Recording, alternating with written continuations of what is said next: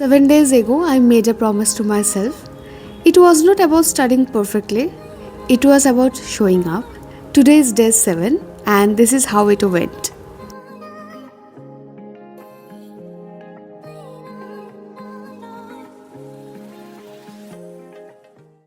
সাত দিনের একটা ছোট্ট স্টাডি চ্যালেঞ্জ নিয়েছিলাম।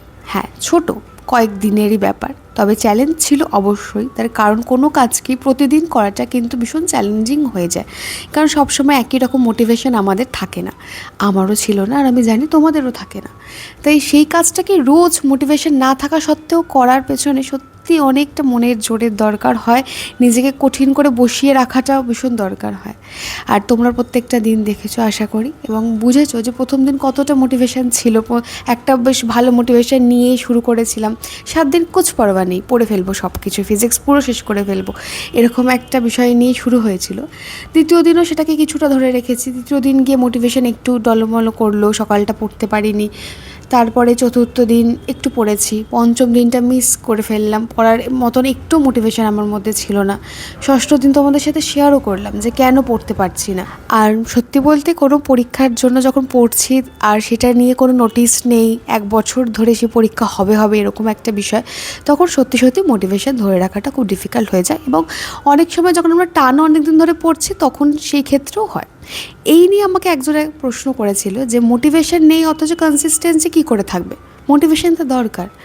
আমি তাকে বলেছিলাম মোটিভেশন আর কনসিস্টেন্সির কিন্তু প্রত্যক্ষভাবে কোনো সম্পর্ক নেই। হ্যাঁ, মোটিভেশন হচ্ছে অনেকটা 15ই আগস্টের দেশাত্মবোধ যেরকম আমাদের প্রচণ্ডভাবে বেড়ে যায়, ঠিক সেরকম। আর কনসিস্টেন্সি হচ্ছে প্রত্যেকটা দিন দেশকে চুজ করার মতন, সেটা ডেলিভারের চয়েস আমাদের, যে আমরা সেটাকে চুজ করছি। আর আমি তো তোমাদের সব সময় এটা বলে এসেছি যে আজকের থেকে কালকে 100% নিজেকে ইমপ্রুভ করে দেবো, এই চেষ্টা না করে রোজ যাতে 1% করেও নিজেকে ইমপ্রুভ করতে পারি সেটাকেই চুজ করতে হয়। তাহলে সেটাই কনসিস্টেন্সি। আর নিজেকে একটু একটু করে বদলাতেই একদিন 100% হয়ে যায়। আজকের এই পজিটিভ নোটেই আজকে ভিডিওটা শুরু করছি। আমি জানো তো রোজই পড়ে উঠে কোনো দিনই বই খাতা বন্ধ করে উঠতে পারি না। এটা আমার ছোটোবেলা থেকে একটা খুব বদ অভ্যেস।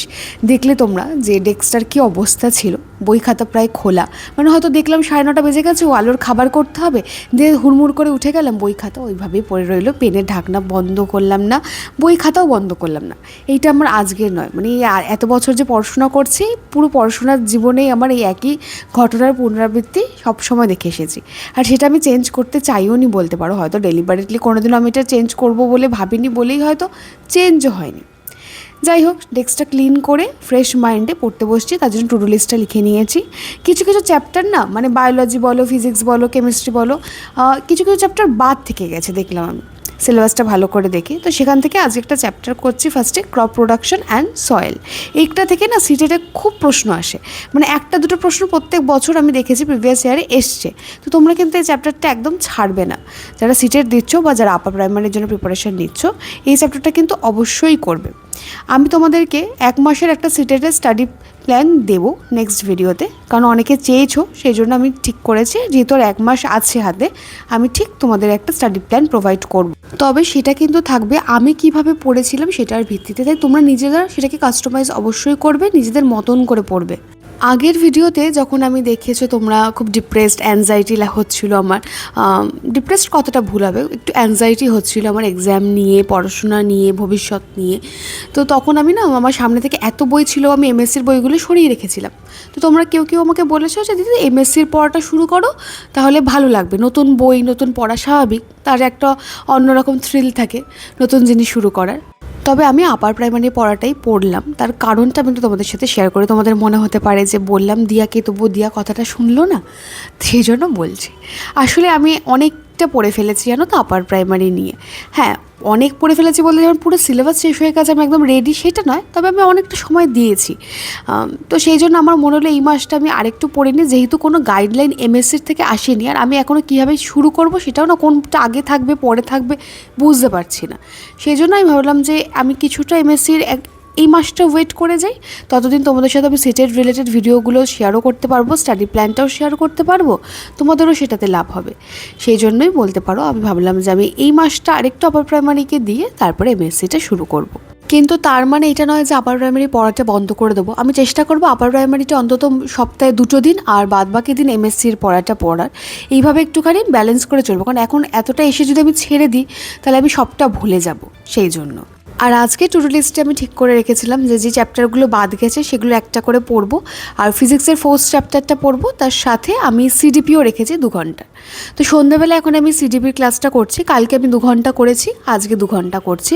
আর এটা একটা ম্যারাথন দেখে পড়ছি আমি, তার সাথে আমার কিছু প্রিভিয়াস নোটস করা আছে, তো সেইগুলো মাঝে মাঝে একটু চেক করছি, মানে একটা করে চ্যাপ্টার করছি আমি ভিডিও দেখে, আর তার সাথে সেই নোটসটা আমি একবার চোখ বুলিয়ে নিচ্ছি। এইভাবে আমি সিডিপিটা করছি। আর তোমরা যারা আমার সাথে আপার প্রাইমারি প্রিপারেশন নিচ্ছ তাদের বলবো, তোমরা এখন যেইটুকুই পড়ছো না সেটা না নোটস করে পড়ো, যবেই এক্সাম হোক সেটা দেখবে তখন খুব কাজে লাগবে। কারণ ভিডিওগুলো না অনেক সময় হারিয়ে যায়, প্লেলিস্ট করা থাকলেও অত বড় বড় ভিডিও সবসময় দেখা সম্ভব হয়ে ওঠে না। সেই ক্ষেত্রে এই নোটসগুলো করা থাকলে রিভিশন দেওয়াটা না অনেক ইজি হয়ে যায়। তো আমি এখন বলবো যেহেতু হাতে সময় আছে নোটস করে পড়ো, আর যারা সিটেটের জন্য পড়ছো তাদের তো নোটস করার এখন সময় নেই। কী কী পড়বে সেটাও একদিন না বসে ভালো করে বেছে নাও যে এই চ্যাপ্টারগুলো ইম্পর্টেন্ট। এখন আর বেশি নতুন কিছু পড়ার চেষ্টা করো না, খুব বেশি দিন সময় নেই। তবে যদি মনে হয় যে অনেকটা সিলেবাস বাকি আছে, ফার্স্ট সপ্তাহটার মধ্যে চেষ্টা করো আগস্টের, যাতে সিলেবাসটা শেষ করে নিতে পারো। আমি সন্ধেবেলায় 2 ঘন্টা কি 1.5 ঘন্টা মতন সময় বের করতে পারি, ওই টাইমটা আমি সিডিপির ক্লাসটা করেছি। 4thটা আজকে আর আমার পড়া হয়নি, ওইটা আমি পরের জন্য রেখে দিলাম, আজকে আর পড়া হবে না। এখন আমি এখানে স্যালাড বানাতে এসেছি, এটাও তোমাদের জন্য আমি শেয়ার করছি। একজন আমাকে বলেছিলে তুমি কীভাবে স্যালাডটা বানাও, তোমাদের আমাদের সাথে একটু শেয়ার করো। আজকে এখানে বেশ অনেকটা পরিমাণে স্যালাড আছে, এটা কিন্তু একজনের জন্য করলে পরিমাণটা একটু কমিয়ে নেবে।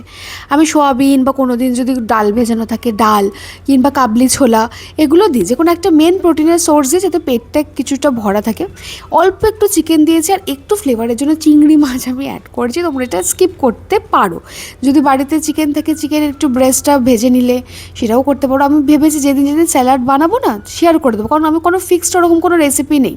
তবে যেটা আমি করি সেটা হচ্ছে এই জিনিসটা, একটুখানি 1 টুকরো পনির, দই, গোলমরিচ আর নুন দিয়ে একটা এরকম গ্রেভি মতন করে নিই, এটা আমি উপরে স্যালাডের সাথে মিশিয়ে দিই, তাহলে স্যালাডটা খেতে অনেকটা স্বাদ আসে আর খেতে বেশ ভালো লাগে, মানে ওই যে একটা ছাড়া ছাড়া ব্যাপার সেটা থাকে না। তারপরে তোমরা তোমাদের পছন্দের মতন সবজি দেবে। আমি এই মুহূর্তে সবজি বলতে টমেটো, শসা আর পেঁয়াজটাই অ্যাড করি, আর বেশি সেরকম কিছু দিই না। আজকের ভিডিওটা এইটুকুই রাখছি, দেখা হচ্ছে কালকে, বাই।